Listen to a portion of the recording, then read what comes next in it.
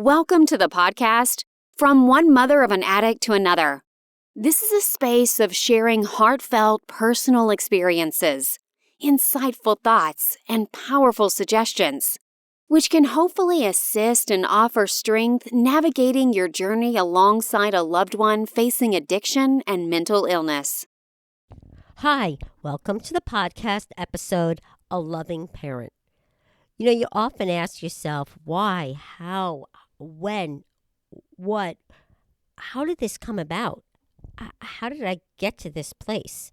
How did it turn out that I felt like I was doing everything right, but yet it still came out just not the way I thought it was going to be? Addiction and family estrangement is such a common thing, and I never really understand the root cause of it and how that estrangement comes about and why the addict is so angry, and they're often angry at the one they love the most, which is the most hurtful. They know exactly what they're doing, and they know exactly how to get to us. Through the years, if you really look back and you're honest with yourself, it's not hard to see when they've manipulated you, how they've spoken to you, how they've gotten you to do certain things, how they've pushed you away, in and out of your life when it's convenient for them, never there really for you, only for themselves. You look around sometimes and you kind of feel sorry for yourself. I know I do. And you see all these other people that, families are growing and kids are, building their own families, and they're moving on with their lives and whatever that means to them, or happy in their own way, careers, doing what they want to do. And you just think about your estranged child. Where are they? Where are they in their life? Is it possible that maybe they've gotten better and they just haven't called? No, definitely not. Is it possible they're out there waiting for us to come get them? I don't know. Maybe not. I mean, how many times do you go get someone? How many times do you save them? What does that look like? How does it look to not do that? And what does that mean to us as parents? Our failures, our successes. How do we even base that? We don't even know what that looks like, because if you do go get them, then you're really not letting them help themselves, right? And then you do it over and over and over again. I'm raising my hand. I know that path. I've been there. And then the other path is, okay, well, you're sitting here waiting for what? Waiting for the shoe to drop, waiting for them to figure out something's wrong with them and they need help. Chances of them figuring that out, yeah, it could be, but statistically, it's really not. So are we giving up on our kid because we're not going to save them again and again and again? That we've gotten to that point where we've just had it, done, completely done. You don't think of them every day, and then all of a sudden it hits you and you're like, wow, I thought I did everything for this kid. I couldn't give any more love. I couldn't do any more.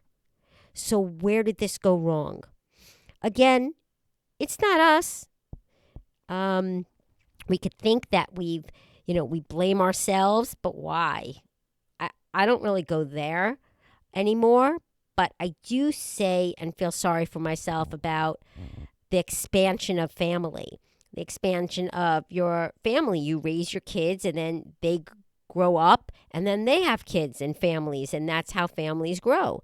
And then if you only have one kid left, and it's kind of like your family's growing, but then the dependence is on one kid, and that loss is there.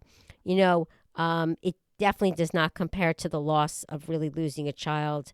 I haven't experienced that yet.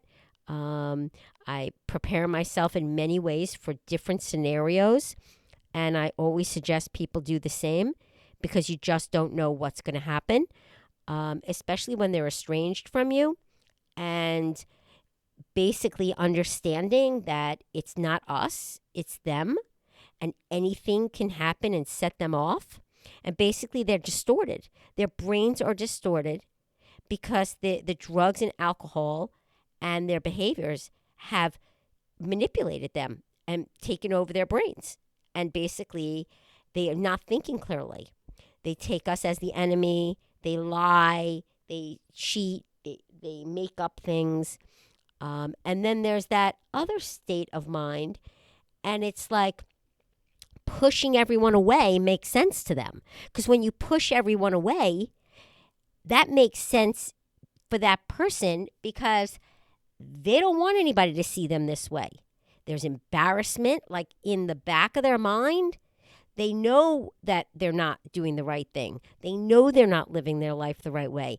They feel, insecure, unhappy with their own behaviors that they can't help themselves with. And then again, it's that round over, that circle over and over and over again that we experience, with the denial and in denial and out of denial and how we're helping them and the manipulation. And it's a constant flow of that. And you can't tiptoe around them. And it's almost better that they're estranged from us when they're not in a good place. But then again, here we go. The birthday comes around and you're like, wow, my son's birthday's coming. And I'm just like, wow, it's a big milestone, 30. And it's just, and you look online, you see Facebook and Instagram and all these things that his friends from school, how they've grown up, how they're getting married, how they're having children. And it's just like, wow, you knew that your child was way back there mentally and physically and emotionally, but then it kind of comes up again over and over again. Milestones, different scenarios, different times in our lives. And when it hits us, when we're down, and it's just, it's sad. It's sad that he's not around to be in my life, to be in his brother's life, to meet his brother's wife and her family.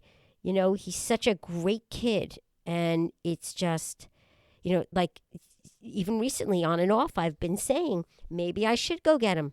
Maybe it's time. I've let it go for so long now, 3 years, and it's still not around. I haven't heard, nobody's heard from him, of course. And then you just say to yourself, like, okay, well, after all those other times and nothing has changed, what makes me think that this time's going to be any different? And the truth is that I've come such a long way in doing the things for myself and distracting myself, however you want to call it. I'm far from perfect. I mean, I think about my son. I don't talk about it often. I don't talk about it to people that I love. Because why? They all know the scenario. They all know. They know that I've been emotionally on top of this. I have therapy once a week. And I prepare myself for any scenario. It's sad, and I try not to think about it too much, but there's a reality. And when you get to that reality, you're not as shocked. Like, I would love for him to walk to the front door and say, Mom, I love you. I need help. I'm sorry. Everything that ever happened would go right out the door, and I'd be like, great, let's go. I'm on it. I for sure. But that's not happening. And I don't even know if it's ever going to happen. I don't know if he's capable of getting to that place anymore, because it's been so long that he's convinced himself. Now someone has to convince him the other way. Who's going to do that? When he lies to everyone, makes up lies, says horrible things about his family, about me, terrible things that I've done. What have I done? Only be there for my child, give them every last dollar, every bit of love, so much that I remember there was a time when I was working 90 hours a week, and I would put myself in front of a bus for my children. I would. And I wouldn't do it anymore. I would not do it anymore. And I think in life, call me extreme. I guess I was. I should have been somewhere more in the middle. I should have made more of a life for myself and not giving it all to my children and it all about them.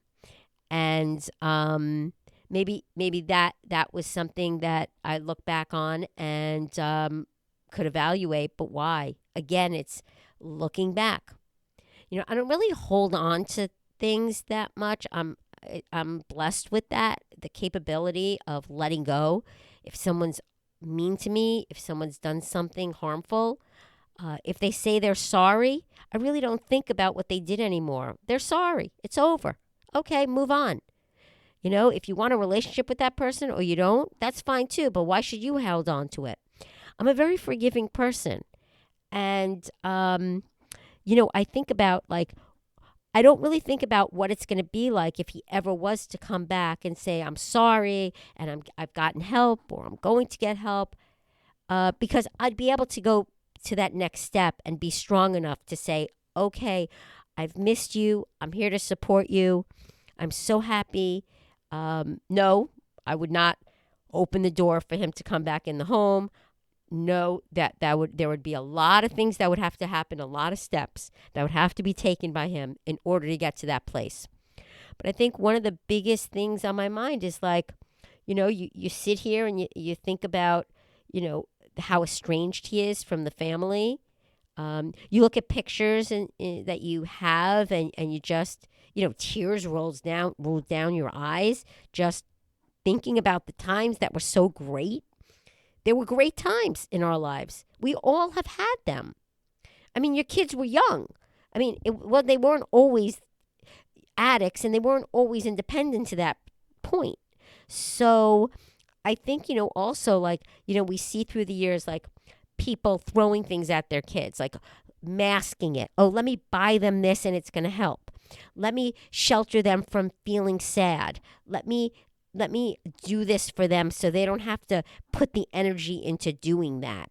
Let me help them get into school. Let me stop them from getting expelled. Those are all things that we do or have done.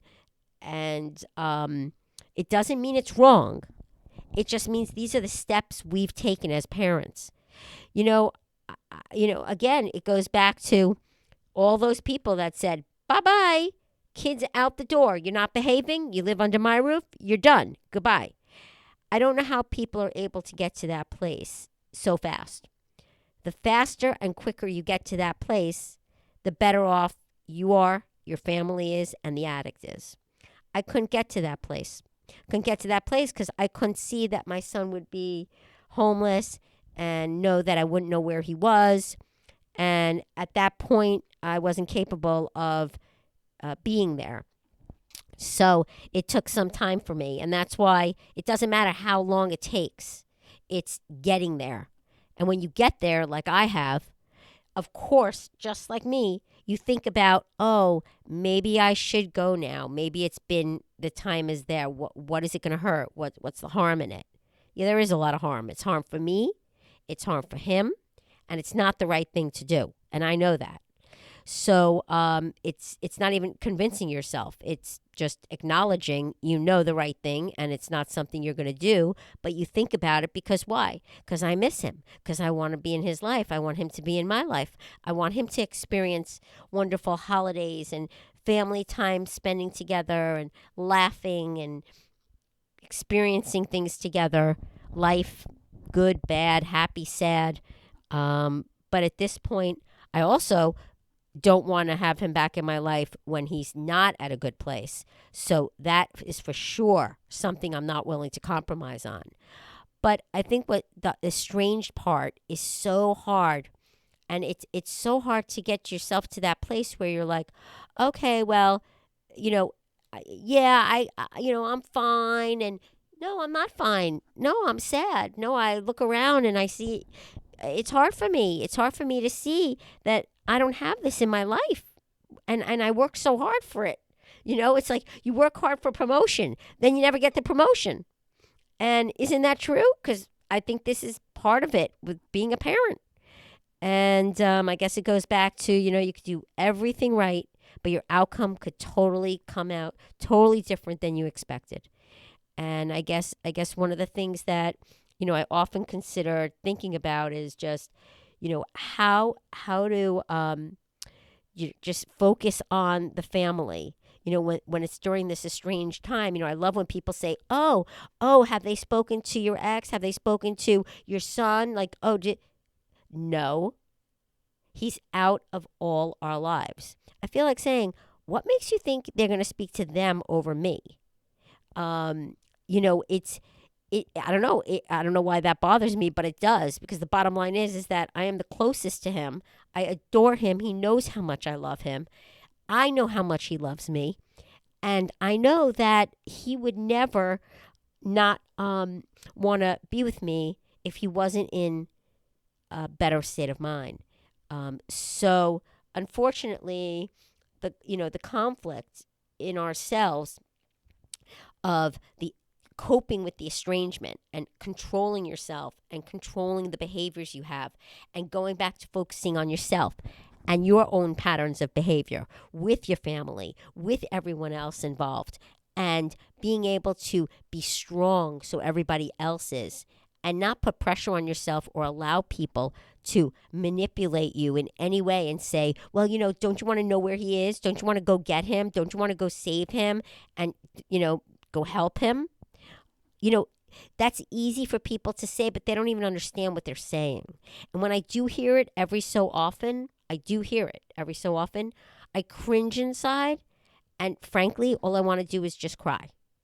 Because how do I explain to somebody who has no clue, really, no clue or no experience with what I have gone through, or you have gone through? By listening to this, you've obviously gone through something.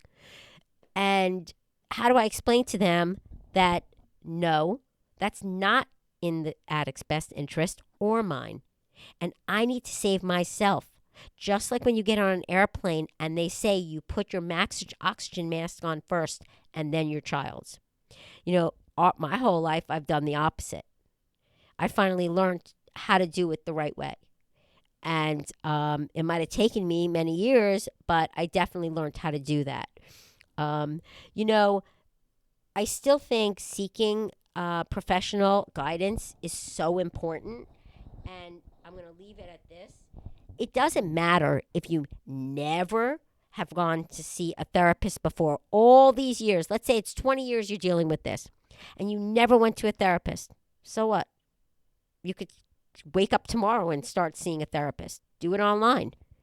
That it doesn't matter. It doesn't mean that it's too late. I love when people say, "Oh no, it's too late. Oh, I never did it before." And no, it's never too late. Nothing's ever too late. Start tomorrow, start tonight. There are so many ways of going to speak with someone, finding someone to talk to about maybe a behavior that you're about to do to stop you from doing it. See, typically you don't want to do that. You don't want to go speak to someone because then they're going to convince you not to do what you want to do, right? And it's hard for you to control yourself, especially when they're manipulative. Our kids are manipulative. Our mental health kids are addicts. They know how to get to us. And sure enough, being estranged from the family gives them time to themselves to make themselves like, ooh, nothing's wrong with them. It's all about everybody else that's wrong. And that kind of solidifies it for them in their mind. Because, again, their mind is not kind of working in the way it should be working at this point from the drugs and not handling the mental illness part. It's interesting because some people are lucky. I feel they're lucky if their kid gets to that place where they're not estranged anymore and they call their parents up or they come to the door or they call a sibling and they say, "I need help. I'm ready to get help," or "I've put myself in a rehab and I'm here." And, that's like the best scenario. And, what do you do then? You're going to still have to navigate at that point. You're still going to have to stay strong and not enable, right? You're still going to have to do that. And it's almost impossible to be able to do it on your own. Almost impossible. Because being a parent and seeing it the way you should see it, objectively, is very difficult. When you love someone so much and you just want the best for them, you're not seeing anything clearly. You're just seeing your love, and the love overrides everything. And that's when you step back and you're able to say, I love myself too. And if you love yourself, you can do this and be strong. It's not easy. It's not easy. Every couple of weeks, every month, I think, maybe I should get on a plane. Maybe I should just go surprise him. I thought I knew where he was. I'm not sure if he's still there, but does it really matter? I could go find him probably. But again, I stopped myself and I realized, no, that's not the right thing. Now, I'm a very strong person. I could say, oh, I don't care what anybody else says. I'm getting on that plane. I'm going. But I wouldn't do that because I'm strong now. I've been through too many experiences, and I've put him ahead of myself so many times in my life that I don't want to do that again. I don't want it. I don't want that in my life anymore. And I know I don't. And as hard as it is for me to say it and admit it, I don't want it. And it's better that it's not with me. And actually, it brings joy that I'm strong enough to say that. Although it's hurtful, and it hurts so bad because I wish I wasn't like this. I wish maybe I was when I was years ago and so naive and didn't have these experiences. Because truthfully, unless you have the experiences, how do you get so strong? Some parents are able to, which is amazing, amazing.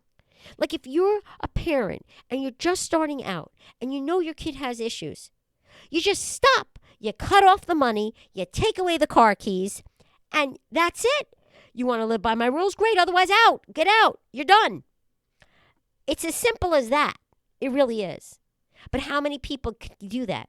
How many people can catch that soon enough? How many people can say, my son is not getting up to go to school a lot. My son is getting suspended or expelled from school. And these are the things that are happening, and you're trying to get him not expelled because you want him to live your life and go to the college you want him to go to or live up to some dream that you have that's really he has to want. These are all things that occur.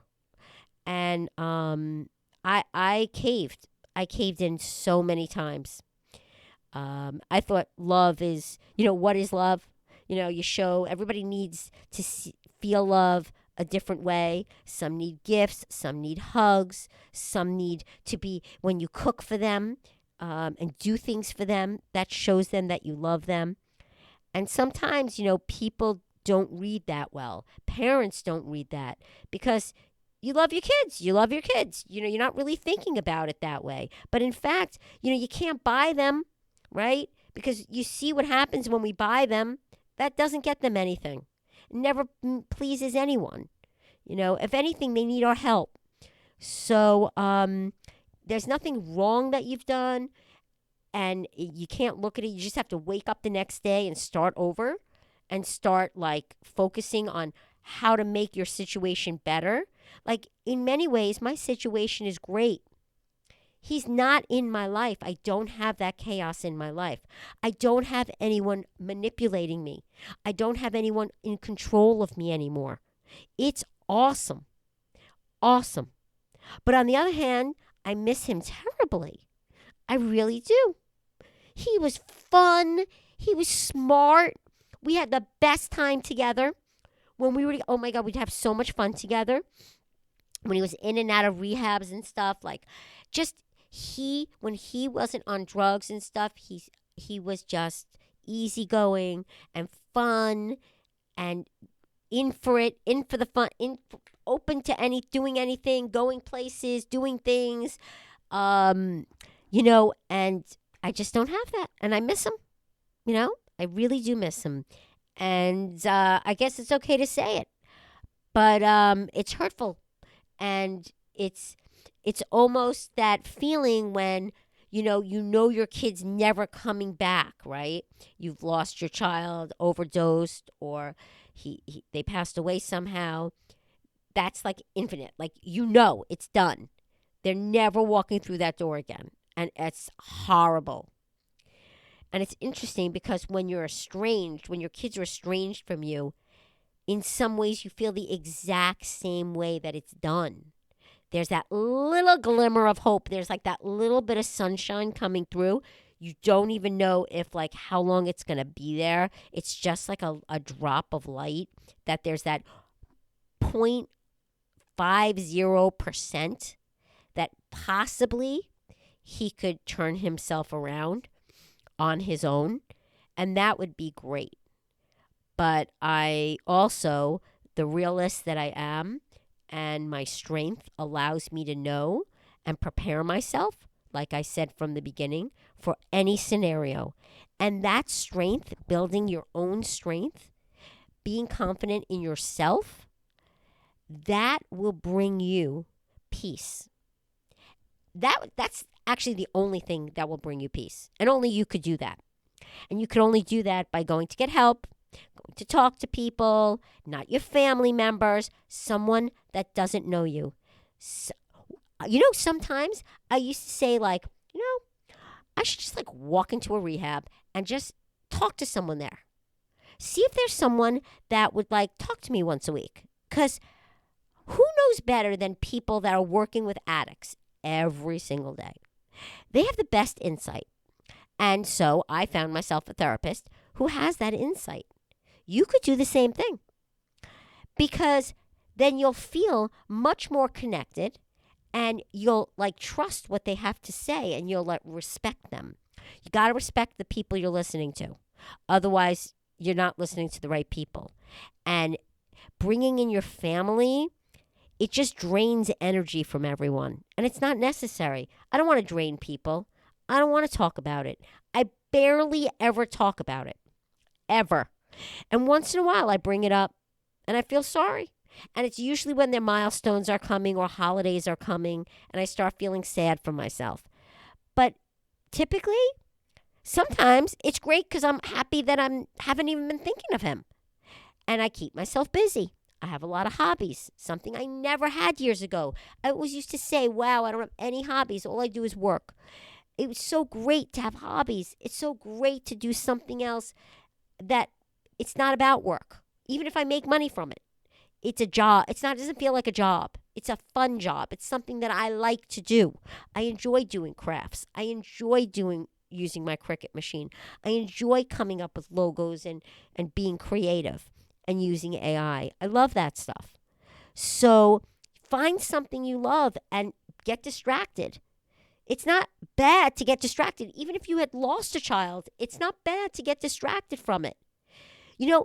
I remember sitting with a boss of mine once and his daughter had passed away. And I remember sitting with him and him saying, Nina, it hurts so bad. But every day I feel a little better. Just a drop. And that was like 6 months after his daughter had passed away. And then it was like another 6 months. And you saw him like coming out of his shell and coming out and like, coming back to life, so to speak. And it makes sense. It's no different in some ways dealing with the situation we do when it comes to dealing with someone that we love with mental illness or we love with that's an addict. I know people that have kids, they don't know if kids are going to try to kill themselves. Do any of us know? No. And that is where the strength has to come in and the work has to come in for yourself. You need to put the work in for yourself and not think that you don't need it and you can't do it and you can't afford it. Yes, you have insurance, you could afford it. There are plenty of places. You don't have to go to someone that doesn't have your insurance. Just go talk to anybody. Go to Al-Anon meetings. Try it. It doesn't hurt. Try it. Call NAMI, National Association of Mental Illness. Get involved. Go over there. Talk to someone. See if someone there can help you. Maybe they could hook you up with someone that is going through the same thing as you. These are things that only you can do. When you do that, the estrangement will seem less and less because that disconnect comes when you start focusing on you. Thanks for listening. Have a great day. Thanks for tuning in.